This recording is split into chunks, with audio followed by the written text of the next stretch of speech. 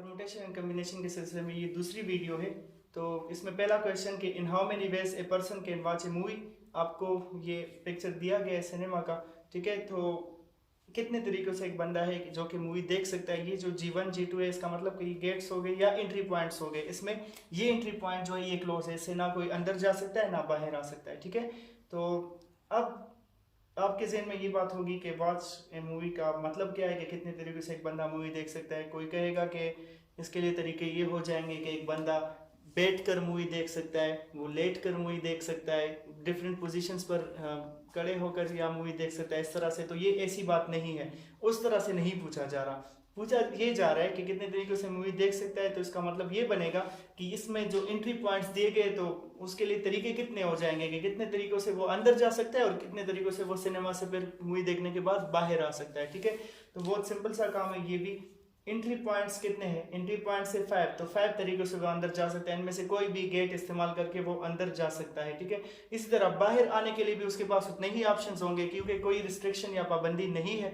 तो अगर वो इन गेट्स में से अंदर जा सकता है तो इनमें से किसी से बाहर भी आ सकता है। तो बाहर आने के लिए भी उसके पास 5 ऑप्शंस है।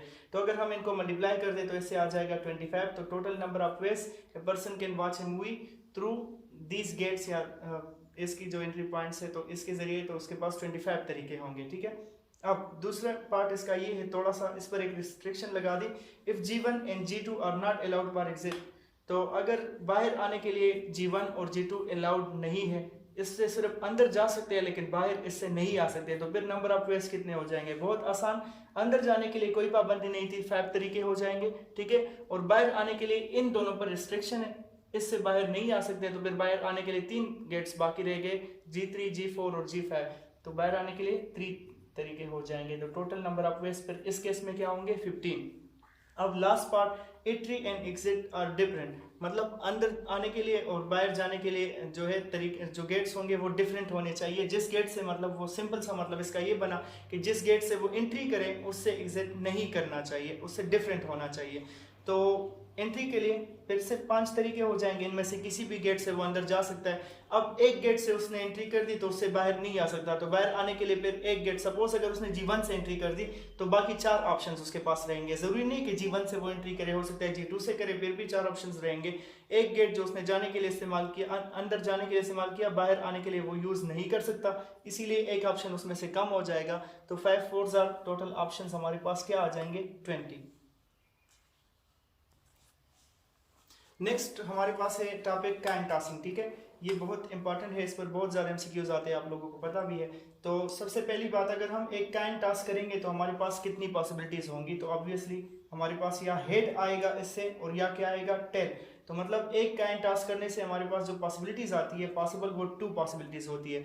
इसी तरह अगर हम 2 coins at the same time toss करें तो फिर इससे हमारे पास क्या पॉसिबिलिटीज़ आ सकती है वो देखते हैं। या तो दोनों पर हेड होगा, ठीक है, या दोनों पर टेल होगा, या एक काइन पर जो है हेड होगा तो दूसरे पर टेल होगा, या पहले पर टेल और दूसरे पर हेड होगा। तो हमारे पास इसके अलावा कोई पॉसिबिलिटी पॉसिबल नहीं है, यही 4 पॉसिबिलिटीज आती है। तो इसका मतलब कि जब हमने 2 काइन्स टॉस किए तो टोटल नंबर ऑफ वेज या टोटल पॉसिबिलिटीज कितनी आ सकती है? 4। इसी तरह अगर हम 3 काइन्स टॉस करें, ठीक है, तो 3 काइन्स टॉस करने से हमारे पास कितनी पॉसिबिलिटीज आती है वो चेक करते हैं। या तीनों पर हेड आएगा, सही, या 2 पर हेड, तीसरे पर टेल, या दरमियान वाले पर टेल आ जाएगा, और या पहले पर टेल और बाकी 2 पर हेड। 4 पॉसिबिलिटीज ये हो गई।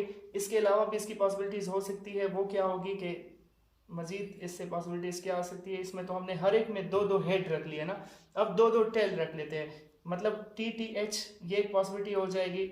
एक और पॉसिबिलिटी ये हो जाएगी कि THT, एक और कि T, पहले H कर लेते हैं, HTT हो जाएगा, और सबसे लास्ट में कि तीनों पर टेल आ जाए। इसके अलावा कोई पॉसिबिलिटी पॉसिबल नहीं है इसमें। तो ये अगर हम काउंट करें 1 2 3 4 5 6 7 8, तो इससे 3 काइंड से हमारे पास जो टोटल नंबर ऑफ वेज आए हैं वो क्या है? 8। तो इससे एक बात साबित होती है, जब हम 1 काइंड टास्क करते हैं तो ये 2 पावर 1 से आता है, इसके नंबर ऑफ वेज या टोटल पॉसिबिलिटीज 2 पावर 1 के बराबर है। जब 2 काइंड टास्क करते हैं तो वो 2 स्क्वायर है, और जब 3 काइंस टास्क करते हैं तो इसका मतलब कि 2 क्यूब। तो इससे हम लिख सकते हैं, अगर हम n काइंस टास्क करना चाहे तो उसकी पॉसिबिलिटीज या नंबर ऑफ वेज जो होगी वो किसके बराबर होंगे? वो 2 पावर n के बराबर होगा, ठीक है। अब हमने ये देख लिया कि एक काइन के लिए हमारे पास 2 पावर 1 पॉसिबिलिटीज आती है, 2 काइंस के लिए 2 स्क्वायर, 3 काइंस के लिए 2 क्यूब। तो इसी तरह n काइंस के लिए हमारे पास कितनी पॉसिबिलिटीज होंगी, टोटल पॉसिबिलिटीज वो हमारे पास होगी 2 पावर n। ठीक है, ये इसकी पॉसिबिलिटीज होंगी। अब ये सिर्फ बात काइन की नहीं हो रही, सिर्फ काइन टॉसिंग की बात नहीं हो रही, इसके जैसे जितनी भी चीजें हैं जिसमें कि आपके पास 2 पॉसिबिलिटीज आती है, पॉसिबिलिटीज 2 अगर होंगी तो n चीजों के लिए 2 पावर n ही यूज होगा। इसकी एग्जांपल मैं आपको ये दे सकता हूँ, अगर कभी आपके पास ट्रू फॉल्स टेस्ट का क्वेश्चन हो ना, कि कोई टेस्ट है उसमें ट्रू फॉल्स टाइप के क्वेश्चंस है और इतने क्वेश्चंस है तो इसके लिए पॉसिबिलिटीज टोटल क्या होंगी, तो वो भी आपने 2 पावर n से मालूम करनी है। सपोज करें मैं आपसे कहूँ कि एक टेस्ट है उसमें 7 क्वेश्चन है ट्रू फॉल्स के, तो उसके लिए पॉसिबिलिटीज टोटल कितनी होगी, 2 पावर 7 से कैलकुलेट कर लो तो इतनी पॉसिबिलिटीज आ जाएगी। या अगर आपसे मैं ये पूछूं कि नंबर ऑफ डेज जो होंगे, एक वीक में हमारे पास 7 डेज होते हैं, ठीक है, ये तो आपको पता है।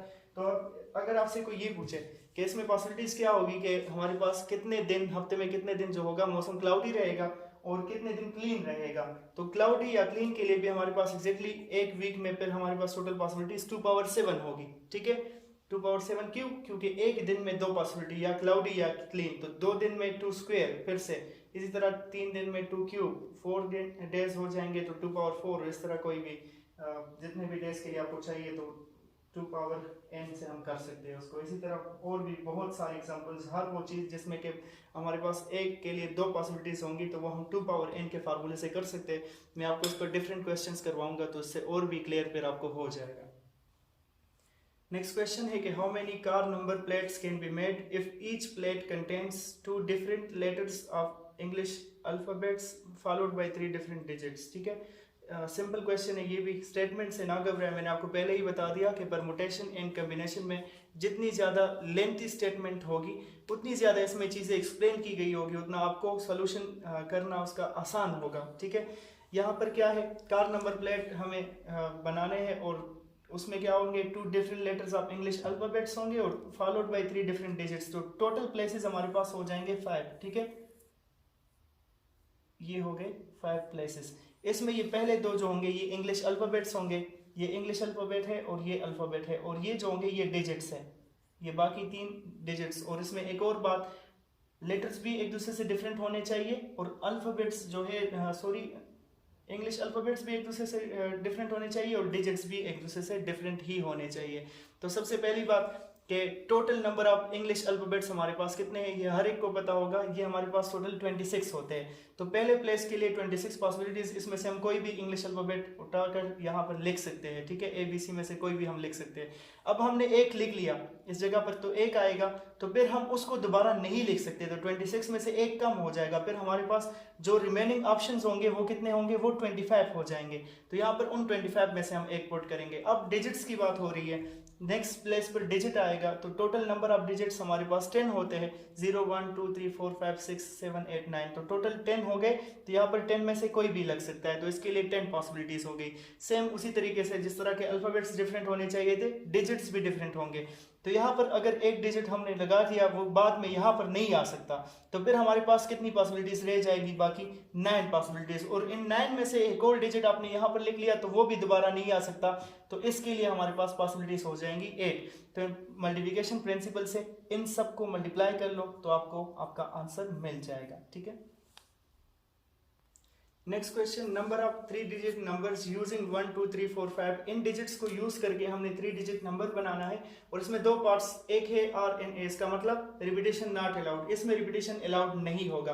तो हमें 3 डिजिट नंबर बनाना है और इसमें रिपीटेशन अलाउड नहीं होगा। बहुत ही आसान है ये भी, किस तरह से हम कर सकते हैं, टोटल डिजिट्स हमारे पास 5 है यहाँ पर गिवन, इनमें से हमें चूज करना है। तो इसके लिए 5 पॉसिबिलिटीज हो जाएंगी, इनमें से हम कोई भी इनमें से लगा सकते हैं, 1 2 3 4 5 में से। अब अगर यहाँ पर एक डिजिट इसमें से लग गया, चाहे कोई भी हो, तो एक लग जाने के बाद वो दोबारा तो नहीं आ सकता, तो रिपीटेशन चूंकि अलाउड नहीं है इसलिए वो दोबारा नहीं आएगा। तो नेक्स्ट के लिए हमारे पास पॉसिबिलिटीज 4 हो जाएंगी और यहाँ पर एक और उन 4 में से लगा दो, तो फिर नेक्स्ट के लिए सिर्फ और सिर्फ 3 ऑप्शंस रह जाएंगे।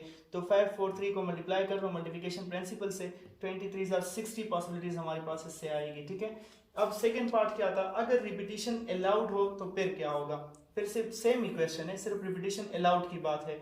तो रिपीटिशन अलाउड हो तो मतलब एक बार कोई डिजिट आ गया वो दोबारा भी आ सकता है, तो ये बहुत ही ज़्यादा आसान बन गया। इसके लिए 5 पॉसिबिलिटीज़, इनमें से कोई भी उठा सकते हैं।